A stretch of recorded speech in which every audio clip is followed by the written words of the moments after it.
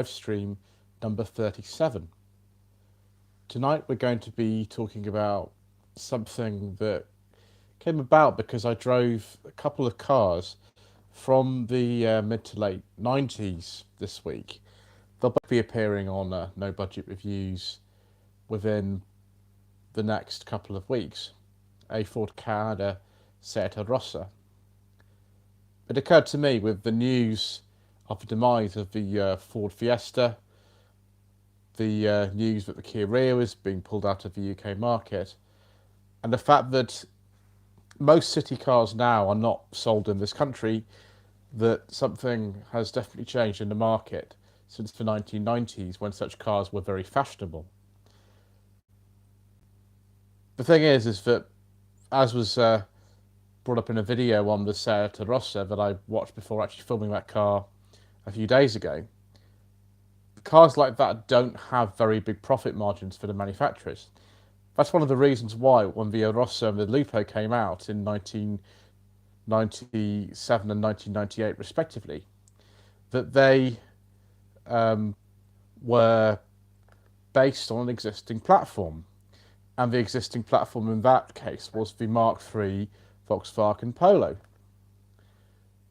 The Mark III Polo platform sort of continued about 2004 when the Lupo and Rossa were withdrawn. I talk about this more in a video, but really the reason the Ford Ka was kept going on that platform until 2008 was simply just because they didn't want to invest the money into putting that car onto the Mark VI Fiesta platform. It was on the 4 to 5 platform, Chevrolet de Puma as well. So when Fiat joined forces with them in 2008 to make the Ka and the 500, obviously they quite liked that. And that platform underpinning the 500 was originally used in the Mark III Panda, and it continues today.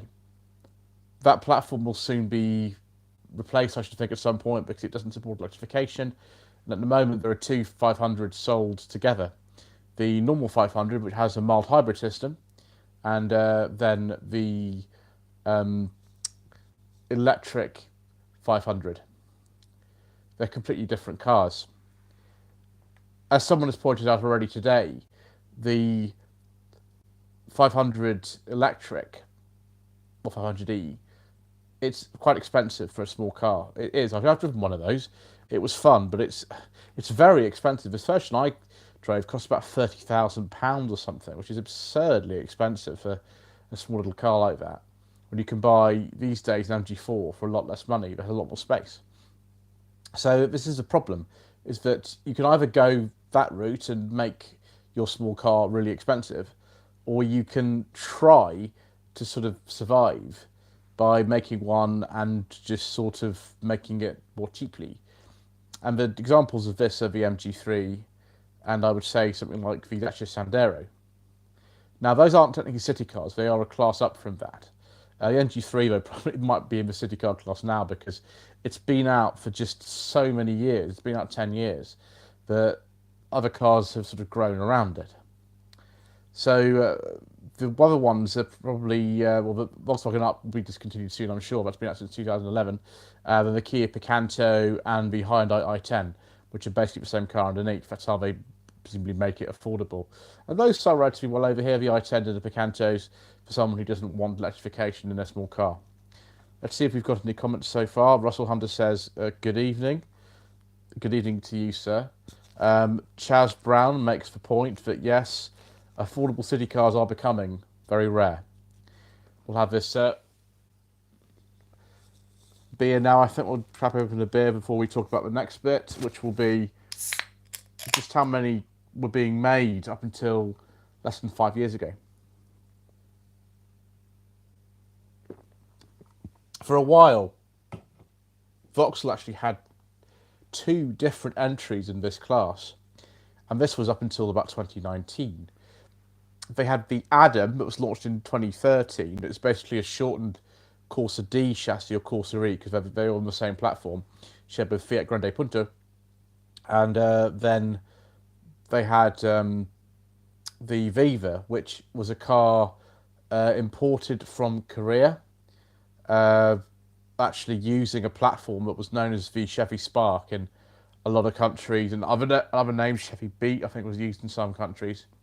But essentially, that was one of the last cars that was kind of launched with General Motors DNA. The last ever one was the Insignia B in 2017, the same year that Stellantis, what it is as it is now, um, actually kind of bought Opel Vauxhall. It was actually PSA that bought them, and they had to get rid of all the sort of General Motors stuff. And one really easy way of doing that was to get rid of the Corsa E that was based on that old Fiat GM platform from 2005. It first came up with the Grande Punto. Get rid of the Vauxhall Viva, which was based on the Chevy Spark, and get rid of the Adam, which was also based on the Corsa E. That was quite easy for them to do. The Astra and the Insignia had been out not very long, particularly the Insignia, and so that took a bit longer. But the other stuff that was launched around then, the Grandland X and the Crossland X that they were then, they were based on PSA platforms already. The Mocha, very similar to the old, what do they call it? The Chevy Trax that was sold in this country very, very briefly. I think it was 2013 to 15 only, which is the same as a Mocha. So it's actually not based on a Corsa platform. You'd think that the Mocha was, but it's not. I drove one of those actually earlier this year. They're actually not that bad cars, the original Mochas. They're not that bad. I don't know why people keep telling me how terrible they are. I drove one and it was fine, and they're no more or less kind of reliable than a lot of other cars are. Some people don't like them, and maybe it's the styling. I don't know, the image. I'm not sure. Anyway, we have a look at some more comments now. Simone from Hooks on Classics says, good evening. Hello, Simone. Chaz Brown asked a very good question. What is the cheapest petrol car you can now buy? The Dacia Sandero. I think it is, yes. It's very similar in price to the Citroen C3U, which is like an online-only trim. It's a base model. Don't see too many of those around. I think they're both around £13,000. They're around that. Russell Hunter makes a very, very good point here.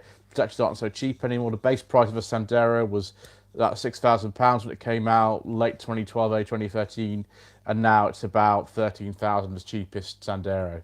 And that is about the cheapest car you can buy. MG3 is not a lot more. Base model Picanto with steel wheels and no aircon is a little bit more. The Kia Rio is actually not much more than that. The Rio's going soon, but the base model's really not much more. The One, I can't even remember if the Kia Rio One gets aircon. It's not even get alloy wheels or anything like that. But the thing is, I've mentioned this before. You can put out a Citroen C3U, MG3 Excite, Picanto One, Rio One, and nobody buys them. Nobody buys them. This is something that we looked at as, why are new cars so expensive? The manufacturer will sell you the base model, but nobody buys them. The MG got rid of the Explore trim for their models because if you go into an MG showroom and you see that your MG3 Explore costs £9,500, which it did at the beginning of 2019 when I filmed one, then that's great, but you get in there and there's no remote locking, there is no air conditioning, there are no alloy wheels, the door handles aren't even color coded, and you're going to have to wait months for one because they don't generally have those. Aren't you just going to go and buy the next model up, which is already there, available in a choice of colours and on a PCP finance deal that the majority of people use to finance their cars, or an HP or something like that, or leasing? They're just going to go and buy the one that's actually got better residuals and also is available. And that's the problem with all these base models. That's why MG just don't do them anymore. They could probably sell you an MG3 Explorer for less money than a Sandero. but they don't because they know they're not going to be able to sell them. It just gets somebody in the showroom. I think Dacia maybe did that as well because when the current Sandero came out a few years ago, there was a lower model which actually did sell for under £10,000, but I think they've just worked out that people don't buy them, and the profit margin on the cheap model in the range is very slim. That's why the MG3 has been kept in production for so long. They are working on a successor to it, I think, but they keep delaying it. I thought in 2021, when I had one of those cars on Live MG Motor UK, but it was imminent. I thought it was coming within the next 6 months, but it's now 2023, and there's no sign of it yet. So that's obviously been delayed.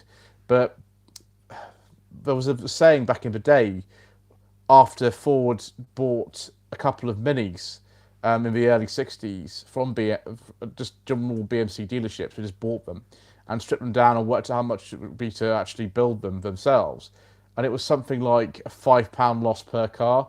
Now, later on, the Mini didn't lose that amount of money per car anymore. They costed it properly.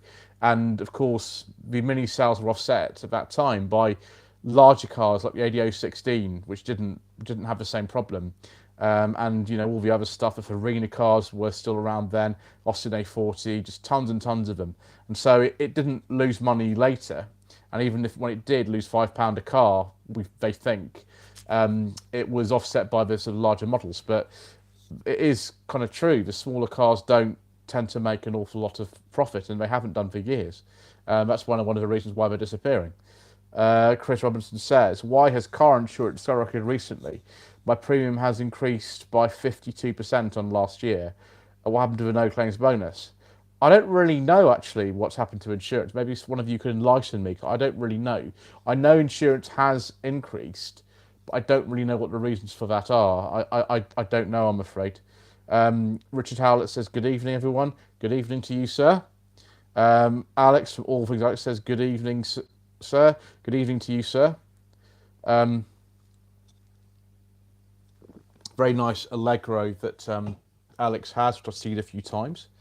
And then, yeah, he also got a Morris Mine he's doing up at the moment, a project car on his channel. If you want to have a look at that, he's much more knowledgeable about Morris Miners than I am, and he can actually drive them properly, unlike me.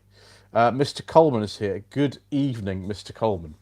A lovely cheap city car set in the garage. It's got a bow tie badge. If you go on Mr. Coleman's channel now, you can actually see him getting up to 120 miles an hour. Well, that's what speedo is anyway. It's not actually 120 miles an hour kind of on a real road. That would be impossible in one of those Chevy Matizes.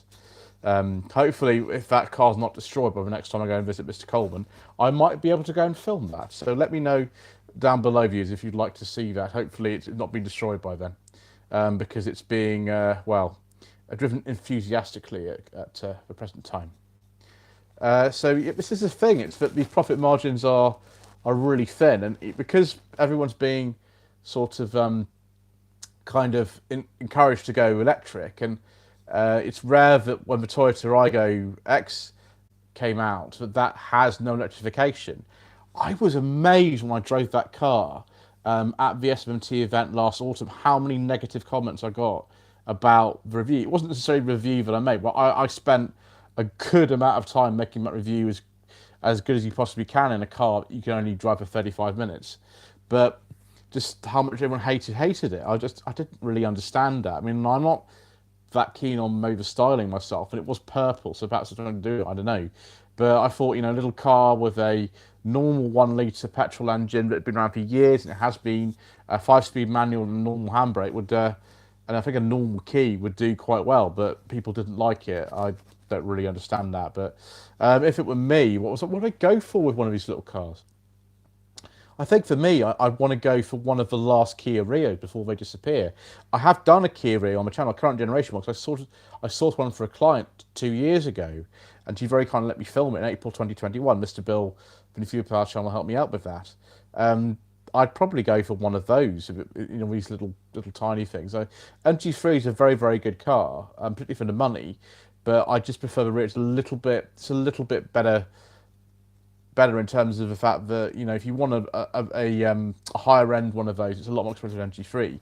And my client drove an MG3 actually with me as well before we went to look at the Kia, and she absolutely massively preferred the Kia, even though it was more expensive. So, what can I say? We don't just, talk about how great MGs are on this channel. We talk about other cars as well, of course, because we are independent. Which how it says 120 miles an hour in a Chevy Matiz. Yeah, it's impossible, isn't it? Apart from if you do a certain thing. Alex says it's going to need a bit of love. Yeah, I thought that was the case when I found out how much it costs to sit on your drive. I thought maybe it would need a bit of love. It's amazing how cheap Morris Minors are, though, because the one I drove on my channel, which honestly wasn't that bad, it does need some work, and there is a bit of rust on it that needs quite urgent attention in one particular area, but it wasn't that bad. That car cost less than £3,000, and that was last year. I could not believe how cheap they are. It's just amazing. Obviously, the later ones. Alex's is a much earlier one. It says 1960-61. This is a 69, where like the sort of cheap spot is the sort of late model two-door saloons like this one. The police bought tons and tons of those at the time as well, for Panda cars, and so they have just a lot of them around. In Morris Minors, there's absolutely tons of them. There's about 15,000 or 12,000 or some absurdly high amount of them out there, which means if you drive around a Road 45 V6, and there's about 50 of them left, it's a lot rarer. Now, Morris Minors is definitely a classic. It has a charm all of its own, and my mother had one for years. She had it from 69, I think, to 83, and then two friends of hers owned it until about 2015, 16 or something. So we've had a lot of deals with Morris Minors in my family over the years. It's not quite kind of me. I mean, the brakes were terrifying. I don't like not having synchromesh on first. But if you have never driven a Morris Minor, I'd recommend you try one. Great British Car Journey, they've got actually a couple of them up there. They've got a Tourer and they've got a Minor Million as well.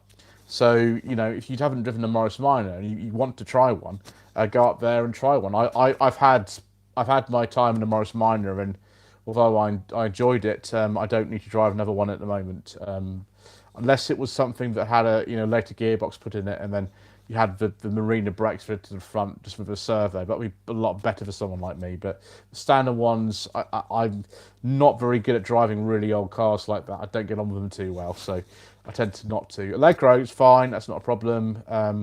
The ADO 16300 GT, that had a brake servo in it, that was good. But yeah, there's a lot of these older things like that. I'm just not very good at it. Some of you are. I'm just personally not. Sunlight Services Car says, good evening. Good evening, sir. I hope you enjoyed that video that just put out about the MGHS being the #1 selling car last month. Yes, the MGHS was the #1 best-selling car in Britain last month. I knew it would happen at some point, and it actually has. Obviously, there's celebrations going on at places like Summit Garage at the moment, clearly. They sell plenty of those. But yeah, the little MG3, that's still on sale. You can still buy it. I think the top model of those is around £15,000. And you can still buy it. It has sat-nav, reversing camera, parking sensors, Apple CarPlay.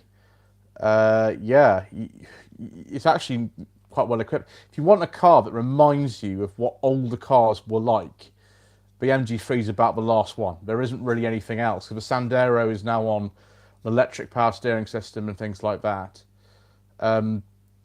Yeah. So if you want one of those, they'll be going out of production at some point, probably this year or next year.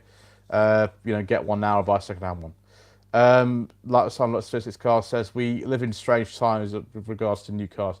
Yeah, we do. It's really weird. I've been making videos about the UK car market since 2018. I've been doing it for over 4 years now. And the change that's happened in that time, and this was backed up when I went to the SMT event at Millbrook Proving Ground last April, it's the biggest change anybody's ever seen in like anything at all, the way the market sort of changed. Psycho63, who is a long-time channel member, because you've got the Nissan Sunny Estate badge there. That's a long-standing channel member who has one of those. Um, that is a very kind super chat donation. Thank you very much indeed. I very much appreciate it.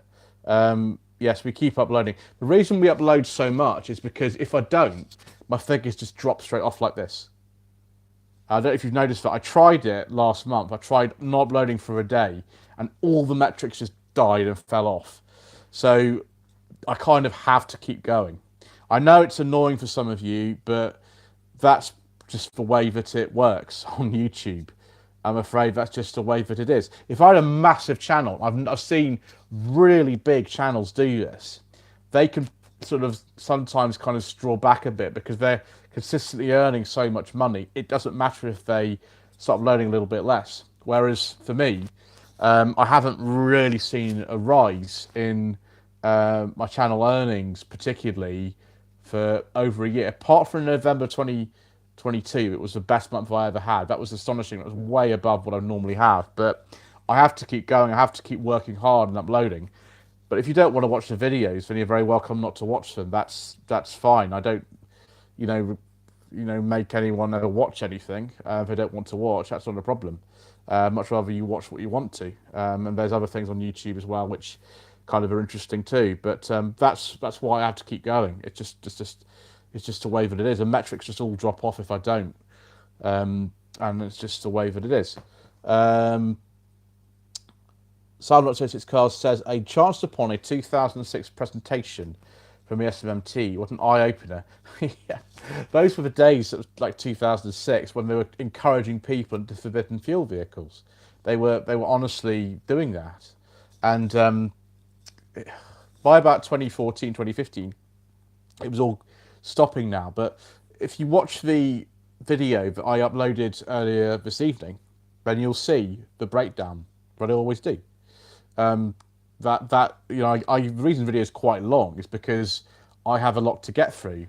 If you look at other videos about it, I don't think anybody bothers making such detailed videos about it, but I do it because there's a very small hardcore group of you who like the level of detail that happens. They don't tend to do particularly well normally. It's just that there are people, I think Mr. Manning from Matty's Cars is one of them, who just they can't get enough of this sort of information. So you really like a quick article on the internet that, you know, distills this information a little bit. But I like to go into all the detail and sort of, you know, talk about it. That's why the videos are so long, because it takes a long time to go through all the figures properly. Yeah, and I take a good sort of half hour out to do that every month. Paulie Gattu says, good evening, sir. Mark from Bad Books, who also has a very, that's one of the like really old channel badges there. My gosh, I think the oldest one you can get as a channel member is 2 years, and I don't think I've had channel memberships for 2 years yet. So we might actually see some of these coming up at some point. This 2 year channel members who are amazing. Obviously, as I always say with channel membership, please don't feel under any obligation to do it. The best way to support the channel is just to watch the videos all the way through and press like, and that's about it, and to leave a comment below. Those are the best way to support the channel. If you feel like you want to support it a bit more, obviously this time of year, it's not so good for channel revenue. I actually had a better month in January than I had in December on the channel, much better, but the revenue was actually down. That's just what happens. January's always like that. Always like that. Every content creator will tell you that. It's not a complaint. It's just statistically that's just what happens. So something like the super chat donation that's come in is very, very much appreciated, and that can sort of go towards some petrol for going to film reviews. It can go towards hotel costs, and I've already booked quite a few hotels for all the things I'm doing this year. So it's all very much appreciated. I'm very happy about that. JDM Snow Monkey says, good evening, everyone. Good evening to you. Simone from Krypton Classics has brought up, even before I said it, the very, very good way of supporting the channel, pressing the like button. It really, really helps. And subscribing, of course, as well. That these both just tell YouTube, the algorithm that people want to watch the videos, and it just offers them to more people to give a channel a bit of growth. That's the way it works. Russell just says, with the general way people think of cars, and we have a increasing hostility of council and government. Yeah, we know about that. Mayor of London and all his friends around the country, they're not necessarily friends of the channel. Do you think today's young people won't bother learning to drive? Yes, that's a very, very good point. And it's something that a lot of people are actually talking about at the moment, is that people generally who are younger, I mean younger than me, don't want to learn to drive. One of the reasons for this is because it's quite expensive. I learned to drive over 20 years ago now, and it was expensive. Obviously, I might have to keep paying out for lessons for me when I failed my test twice. My sister failed once as well, my twin. You know, every time you took a test, obviously you've got to pay for it and things. But it's a lot more expensive now. I mean, we thought insurance was bad when it was over like 2,000 a year for one of my first cars, but it's a lot worse now. And so people just don't seem to be that bothered about it, really. Although if you go on YouTube and you see channels like, I don't know, Macklin's Motors, Miller Corner, people like that who are much, much younger than me, Maverick Motors, these are all people I know, and they love classic cars. They love talking about classic cars and driving classic cars and things like that, and you know, they're as enthusiastic as anybody else is about them. Got a chap I know called Ben, who is, I think he's like, I don't know, he's very young indeed. You would have seen his Astra and his Nova Saloon and his Metro City on the channel all last year. He's really, really young indeed, and he loves classic cars. He's got I think just two of them. He used to have three.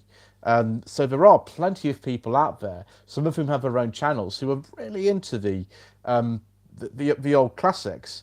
But it is just a bit more expensive to learn to drive now and to run a car, because the insurance is expensive. Fuel has been very expensive recently. Cost of repairs is higher.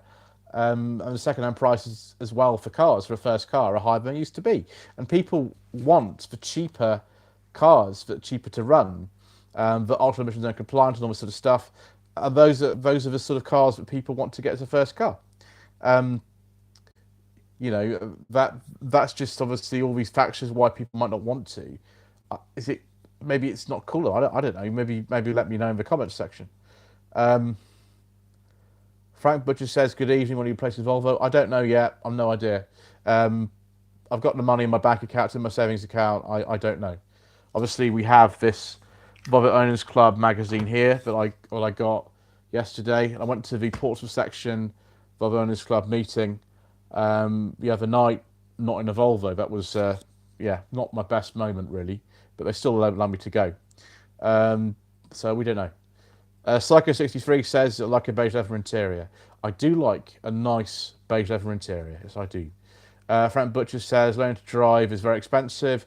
Costs £10 lesson in my day. Yeah, I think it was £25 a lesson when I did my lessons in 2000 and 2001. I think so. Mr. Pink, who has a very fine R53 Mini Cooper S, says, good evening. Good evening to you, sir. Paulie Galtieri says, what do you make of these 15-minute city zones? What do you mean by 15-minute city zones, sir? What do you mean by that? I'm not sure what I've heard of those. JDM Snow Monkey says, I think the enthusiasm desire is still there. Yeah, I think it is. If you go to a lot of these meetings, like the one I went to at the Classic Motor Hub up in the Cotswolds, it was organised by Car and Classic. There were plenty of people there who were far younger than I am, with some nice classics. But we also start to gauge young people are driving these days. I suppose they are. Yeah, I mean, there's so many more speed cameras than I was learning to drive now. The roads are much more congested. I mean, there are so many different factors about that. Alex McWhirter says, learning to drive, essential for youngsters to do this. I suppose it depends where you live and whether you could do it. I mean, there are some people I know who never managed to actually pass a test because they just can't they can't physically do it. My nephew gave me the opportunity to take some lessons at like an early drive type scheme, and he doesn't really have an incentive to do it because his mother doesn't drive, his father doesn't drive, his grandfather does, my father-in-law, but they just don't have an incentive to let him to learn to drive. He's not interested in it, and it's a very shame for us. We gave him the opportunity to do it, but he didn't really want to. It's a big shame. Psycho63 says I was lucky. I learned to drive on a farm. I needed 4 lessons before a test. I think Mr. Coleman, his mechanic's the best one. I think he had 2 lessons, and he passed his test. I think the day after he turned 17. I mean, he's an extreme case, but yeah, he always makes me look very bad in terms of driving ability. He's just amazing. Frank Butcher says electric cars are not the answer. Another internal combustion engine car for me. Oh, it's so complicated now. Yeah, electric car prices second hand are going down, but combustion car engine prices, particularly petrol ones, are going up. Infrastructure's not maybe there. Electric cars themselves are quite expensive. Apart from the Citroen Ami 1, that's not even a car, but it's quite cheap. Gosh, yeah, it's a very complicated issue, that. HB says, I love the videos, hope to see more in the future. Well, I've just uploaded one and there's one coming tomorrow, so you will see them. Thank you very much. Lots of its cars. Simon says, I remember £10 a lesson in an A or B plated white Nissan Micra K10. Excellent. Yeah, they were very popular back in the day, weren't they? Mr. Pink says driving lessons, £11 to £12 a lesson. Yeah, they were cheap, weren't they? Robert Evans says £16 an hour. I learned in 2000. Yeah, that was good, wasn't it? Alex from All Things Alex says, I think I paid £9 a lesson in 1996. Mr. Coleman, Road Mechanic, has confirmed what I said. Passed theory test, 70th birthday. Went for test tubes after and passed. Yeah, been driving around the yard of farm from the age of 6. Mr. Coleman's always going to be a better driver than me. Bad Books, Mark says, I learned in 87. 11 lessons, including the test. Wow. £7 a lesson to Sea Reg Sunny. That was expensive then. £499 fully comp on the first car. I imagine £500 for insurance in 87 was quite expensive, actually. Yeah, it would have been expensive, wouldn't it? Who says, have you seen the channel Graver Floydian Sergal? He has an Alpine. I think I have. Yeah, I've seen that. Paul Ligatier says, would you trade in Rover 45? No. No, I wouldn't actually, no. The thing about a Montego Vanden Plas EFI is that it's a lot more difficult to live with something like that on a daily basis. It just is. You haven't got cruise control. I don't think aircon was a very common option even for those. It's so difficult to get parts for those now. I would have a Montego EFI Vanden Plas. Absolutely, I would have one of those. But it would have to be like a car that I didn't use very much. Also, a bit of rust on Montegos if you don't look after them. They're worse than my 45 V6. Frank Butcher says, a Nissan Sunny. Yes, I've driven a lot of Nissan Sunnies. There's lots of Nissan Sunnies on the channel. I've driven, the only one I haven't driven is a Nissan Sunny Coupe, because that one didn't have an MOT at the time, so I couldn't drive it. Whereas a lot of other Sunny Travellers and Estates and N13s and all that kind of stuff, and then the Nissan 100 NX, it was basically a Sunny as well. Russell says £500 in 87 is about £1,200 today. Yeah, there is Bank of England inflation calculator that I sometimes use. That's quite helpful. Simone says, I was learning early 90s, can't remember the cost. I only passed in 2010 after a long hiatus. It was £25 an hour. Yeah, my lady wife, she was similar. She did some lessons in the late 90s it was, and she didn't pass until 2017. but she has now passed. She's actually out tonight in the car, so that's useful. Mr. Pink says, I lived in the countryside. Lessons were 90 minutes minimum in 91.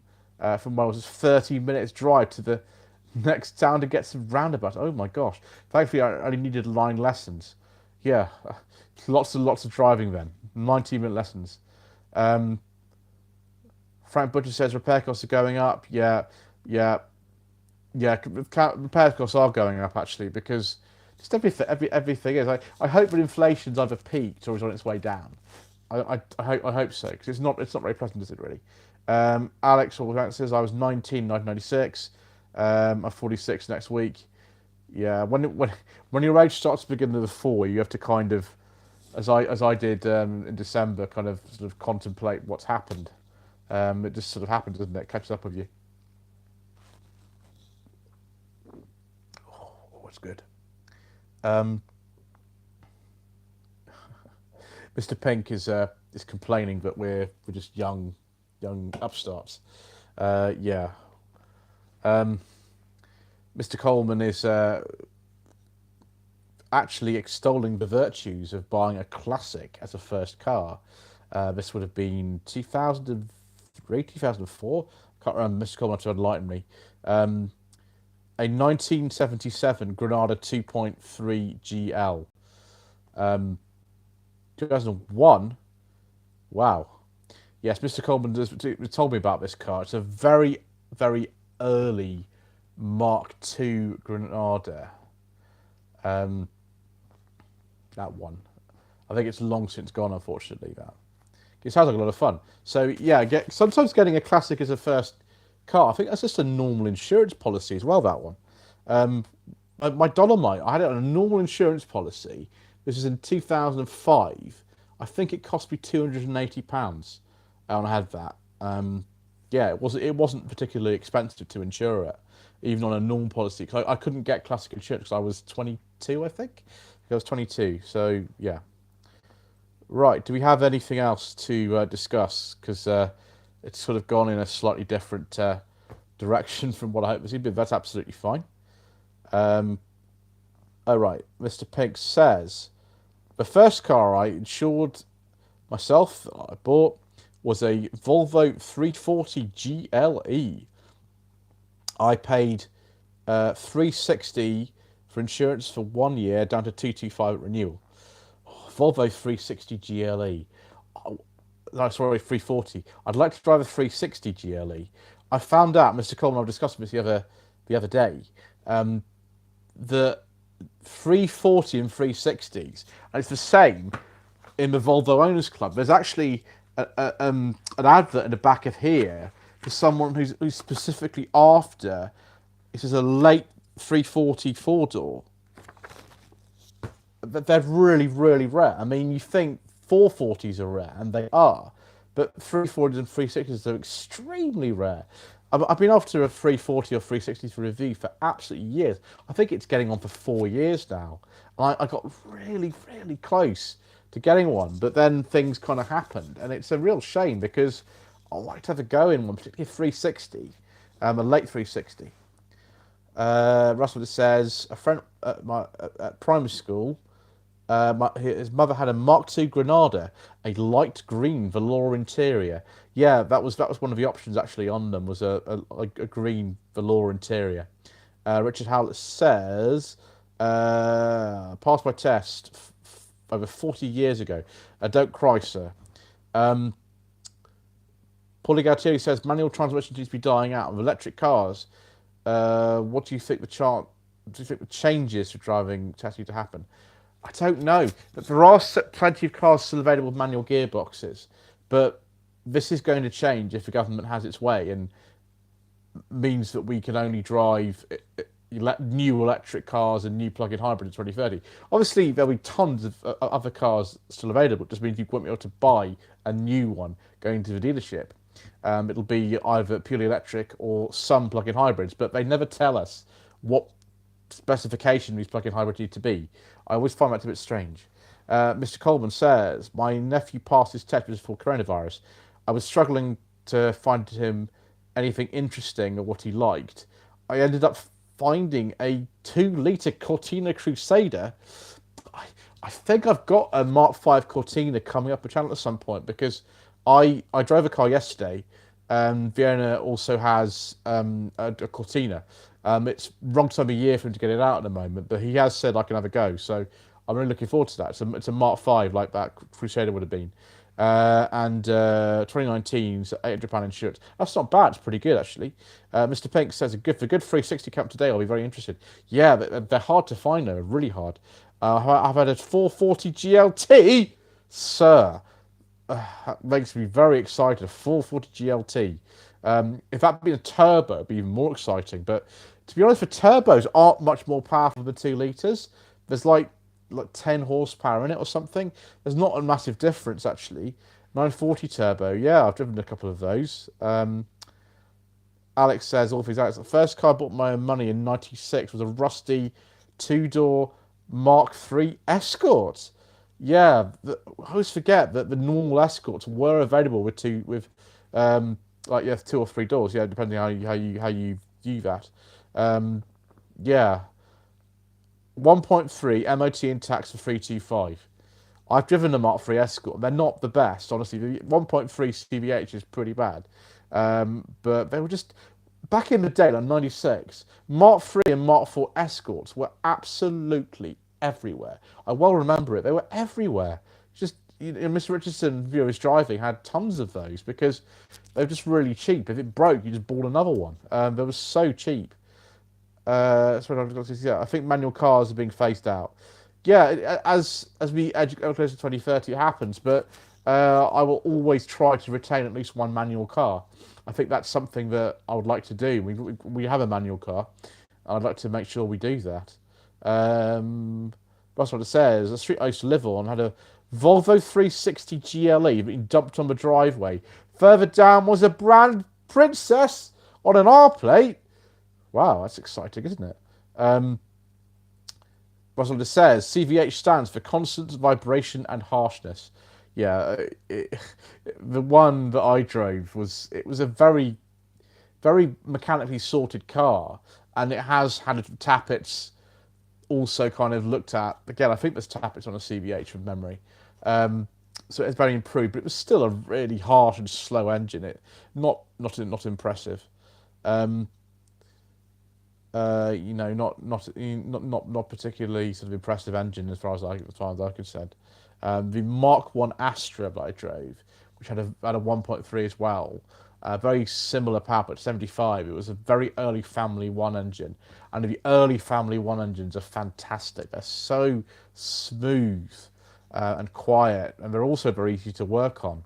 The later ones were less reliable in some ways, although any Family 1 can blow a head gasket, but they're actually not too bad if you look after them. The CVH is, by comparison, is just not that great. Mr. Pink says, we need to sit down and talk car history. Yes. Yeah, I've done my car history on the channel at some point. It's not that different from 2020, to be honest. I've only actually had a couple of cars since then. I'm sure Mr. Pink's car history is more interesting than mine. Hooked on Classics, as Moan says, I was almost run over by a Mark III Escort as a child. Gosh, I'm sorry to hear that, my friend. All things like it says to Mr. Pink, I owned over 100 cars since 1996. Be a long video. Yeah, car history videos are quite interesting, particularly if you've had over 100. I mean, Mr. Coleman's had even more than that, actually. Mr. Coleman and I went, sat down and we had a look through all the cars he'd owned, and it was actually over 100. It's about 190, I think, at the time. He's obviously bought more since then. Mighty Catboard says, good evening. Good evening, sir. And that's not my name, which is very good. Says, I had early 90s Honda Accords, very smooth, and the 2-litre went very well. Yes, I went in one of those when my mother's friends ran a Honda garage in Southampton. It's called Junbot Automobiles. He was the general manager, and he had a 2-litre Accord. It was not the shape that was the same as the Rover 600, one before that. And I remember being really impressed. The first car that I ever went in that had a PowerShot driver's window. I'd never seen a car with that before. Yeah, he had a lot of really interesting stuff. So, I think the Mark III Prelude had one of those, and a Mark IV Prelude. But I remember the interior being amazing in. I'd like to drive one of those actually. Tons of them. Mr. Pink says, "That's not my name." Agreed. It's pride of so few 90s ones about. Yeah, but it didn't sell a lot of them because until the Rover 600 type Accord came out, I think it was 93 or 94 those came out, they weren't built over here, they're built in Japan. All the estates were built in America, I think, and they were very expensive cars, and there were the Japanese import quotas still around it then that affected Mazda massively. Mazda would have sold a lot more cars in the 90s, but they had a lot more restrictions on what they could sell. But those have gone, by the way. They're far, far, far in the past now. Charisse says hello. Hello, Charisse. Russell Hunter says always partial to the Accord Aero deck. I do like a nice Accord Aero deck. Any Accord Aero deck.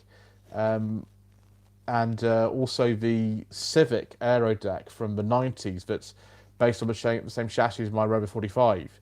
There are people who've made Rover 445 Tourers out of the front end of a 445 and the rear end of a Civic Aero deck.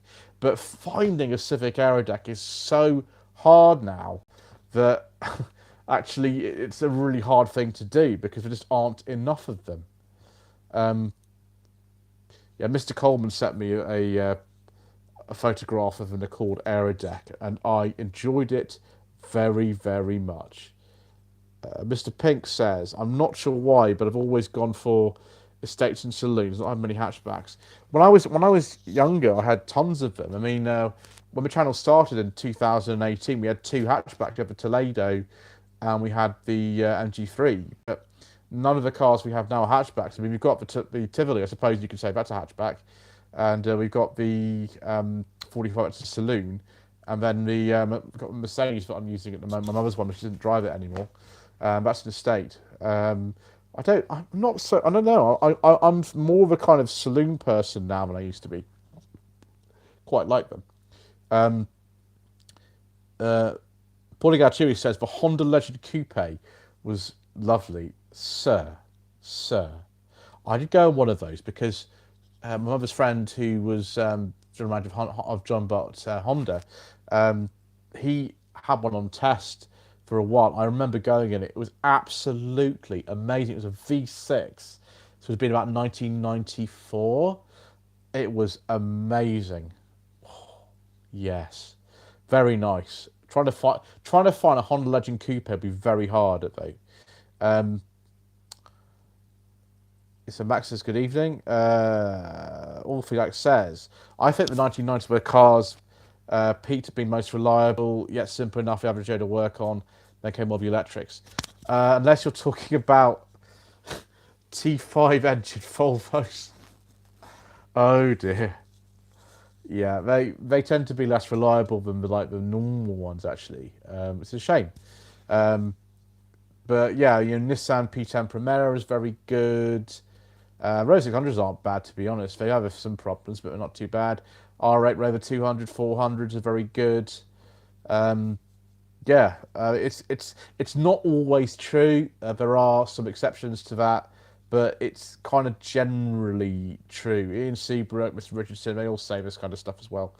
Russell says, I've got a Dacia Logan. Yeah, I've been after a Dacia Logan for a really long time on the channel, actually. I know they don't make them anymore. The nearest thing is the Dacia Jogger. That's similar in a way to the Logan. And I've been asked for ages to get hold of one. It's very hard to get hold of Dacias just for review, but the Dacia press office is quite protective as to who they lend their cars to. And somebody like me with a very small channel is not really a priority for Dacia. Bigger channels do get them, but no, I don't think I'm going to be able to wangle one myself, unfortunately. Mr. Coleman, who has the V6 Vectra that uses on a daily basis. So he's very impressed with it. Yeah, it's a pretty good car. That I would personally want a much higher spec than the Arctic 2 that he has. That's just me. You know, I like having lots of toys and things, but for the condition of the car is absolutely amazing. You'd struggle to find a better Vectra B in terms of the condition than that, I think. Mr. Pink says, oh dear, sir. I'm afraid we can't talk about your C6 Audi A6 Avant on the channel because we don't talk about diesels on this channel, sir. He says we better not mention it. Thank you for your self-censorship as well, sir. That's very good of you. Max says the complexity of 5 cylinders and its experience. They do sound great. Yeah, they do sound great. They're a fantastic sounding engine, the Volvo 5-cylinder white block. They tend to suffer reliabilities. It really depends. Like, Volvo white blocks can go on for 300,000 to 400,000 miles. Mr. Hunter from Jeff Buys Cars has just bought an 850 T5 that's done over 400,000 miles. You know, the Volvos tend to be quite reliable cars on the whole. It's just when you get to the stage where, like the C70, which it's just very, very old, and like, you know, you can check it all thoroughly you want. Mr. Coleman checked it, I checked it, and you know, sometimes you get caught out. It's an old luxury car, and something relatively simple can just force it to be uneconomical to repair. There's tons of cars that will be like that, not just Volvos, but it happens sometimes. And you know, there's tons of channels that you'll see that sort of thing has happened to them. It's nothing unusual, really. Mr. Russell Hunter says, welcome to review a Logan MCV. So I hope your Logan MCV has a petrol engine. That's not my name. Says I drove a 2016 Sandero 1.5. Yeah, I don't think that's a petrol engine. Then we're going to have to skip over that one. Simone Riddle Classic says it does feel like the estate car's being killed off. Apart from the MG5, that's the only electric estate car that's there. I think apart from the Turismo version of Porsche Taycan, I guess the only other one. I hope they want to build more of them, but yeah, the SUVs probably actually now I think are going to start to gain a little bit less importance. I think what's going to happen with the car market changing again is that will probably actually change as more and more people actually want electric cars but are not SUV. I think that is going to change. Paulie Gattuso says Vectra B is a good-looking car for all these years. Yeah, it looks pretty good actually. I prefer the facelifted ones personally, but Mr. Coleman's one is very nice. You would have seen that on the channel. We did it on No Budget Reviews. I filmed that video on New Year's Eve. Alex says I'm off to make a brew. Thank you for the live stream. Thank you, sir. Mighty Cat Monster says old Sanderos are awful. I have driven an old Logan MCV, and it was all right actually, considering how cheap it was. I mean, I think it was 12 grand or something. The Laureate was 12 grand. Bad Book says, yeah, SUVs in general. It depends, because we're talking about Tivoli. We have them. There is no, normal equivalent to a Tivoli. There isn't one. The Sanyong only make these SUVs. They've had them for years, like way before it was fashionable to be that. So it depends what you're sort of comparing it against. But if you say compare a Kia Ceed against a Sanyong Tivoli, and of course they're both cars from the same country, then Ceed with the same drivetrain would probably get a better economy. Possibly. It depends how you drive them, actually, I've found. You can get very good economy in that Tivoli. You can get 50 miles per gallon sometimes in that. It's not that common, but you can. Simone says more space in a Cortina than a modern SUV.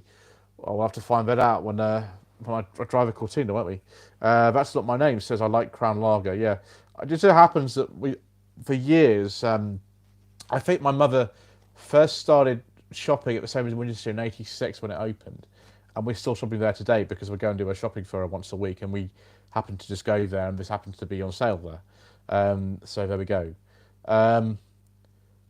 Max says uneconomic repairs are kicking off a lot of other cars. I've actually got a very vague vlog coming up on this particular issue, which was recorded the week after we decided the Volvo needed to be sold for spares. I've got a very vague vlog, this issue coming up quite soon.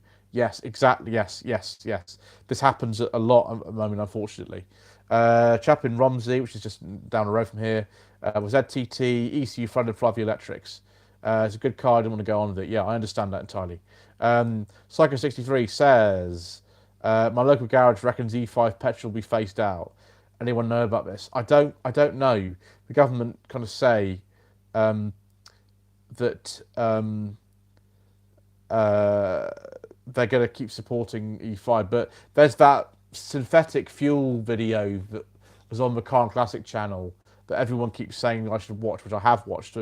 When I think he's called Chris Pollitt. Chris Pollitt, is it? He drove the Rover 800, 820 Turbo, I think it is, on the synthetic fuel from Bicester to Bristol, and it was fine. So that is very interesting. But everyone always keeps talking about the idea of synthetic fuel being a new one. There's an episode of The Persuaders that was filmed in 1971 that is called The Long Goodbye, where the plot is about someone who's invented a synthetic fuel. It's nothing new. It's been around for over 50 years. It's just now it's starting to become an actual reality. And you see that at the moment in that video, it's not economical to actually produce it because there's not the sort of backing of a major sort of company to do it. But if they made it in quantities that you see, oil being distilled into petrol and the other fuel we can't talk about, then it might well be. I think that's whole thing's fascinating. Mr. Pink says the least interesting car on paper was a 2005 B5.5 Passat Highlight Saloon with a 2-litre engine, 38 miles per gallon, and very comfortable. Sold, bought for 2,400, sold 1,800 in 2012. That's not bad depreciation actually for a car like that. Passats used to depreciate much worse than they do now.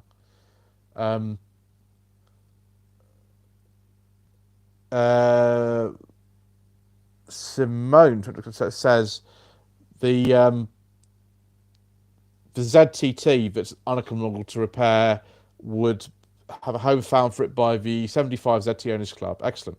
Mr. Coleman says I've got a bottle of Newcastle Brown Ale, a bit of Newty Brawn. Excellent. Mark says, for Tivoli's great economy, I was comparing Octavia Estate against the Karoq and the Mazda 6 against CX-5.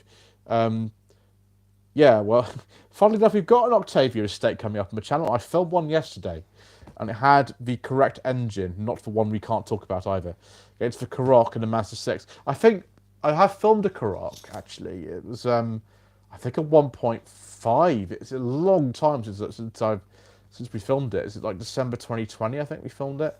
I think the Octavia Estate might get better economy than that, to be honest. Mazda 6, though, it's a real shame. That's gone out of production now, I think, or going. That's Not My Name says, no Beyond car review said that what petrol do they put in? Do they put in an additive? Well, there is an additive available, but if you talk to Mr. Coleman and he knows about this stuff, he says that that's not the best way to go, really. I run the 45 V6 on E10. It's absolutely fine because having spoken to the engineers who actually worked on these cars back in the day at an event in 2021, they just say like anything after 1995 that's petrol, that's an MG or a Rover, don't worry about it, just put it in.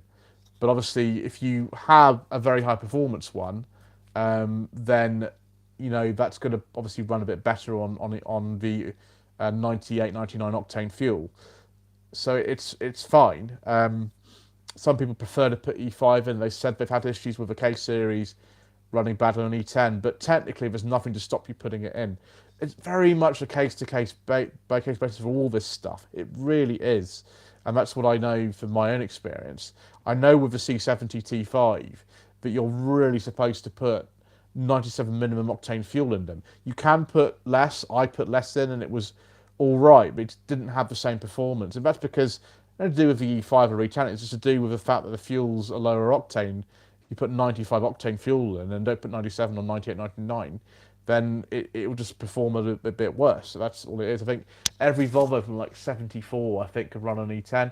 It's all on a case-to-case basis. That's why I don't tend to talk about it very much, particularly because it's all on a case-by-case basis for lots of this stuff, and you could go on forever about it, but you don't necessarily need to. Ross says, on the subject, is it possible to buy leaded petrol anywhere in Britain? I have no idea, sir, I'm afraid. Absolutely no idea. Simone the Classic says, I'd love an MGZT, but the insurance is too high. They're also more expensive than 75s, I think, now. Paulie Gaccieri says, B5 Passats have all but disappeared. Yeah, they have. They're still not worth anything, the B5s. The B4s I haven't seen. I have all B3. Mr. Coleman says he needs a selection of Northeast beers. Yes, we have some nice Northeast beers. Max says with calls for weeks. Just people asking if their K series or KV6 are running E10. Yeah, well, we've answered that question already. I believe that the case is running badly on E10 and nonsense and made to run it.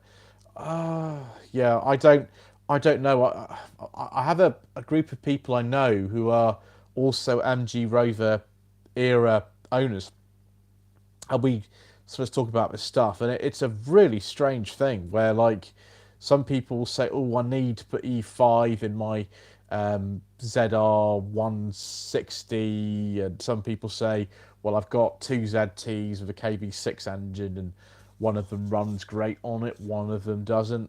All I can say is my own experience, that the only thing I sometimes do, I haven't even done it this year because the car was out of commission for 3 months, but I sometimes put a bit of fuel additive in, to something like Red X, something like that, to just sort of help it in the winter a little bit, to do with fuel up evaporation. But apart from that, I just go and just put the E10 in it, and that's really all I can say. And your mileage literally may vary. Anyway, I think that's quite enough. We've gone over our hour mark, so thank you ever so much indeed once again for watching this slightly special live stream number 37. Thank you again to Psycho63 for the super chat donation, and we shall see you again very soon.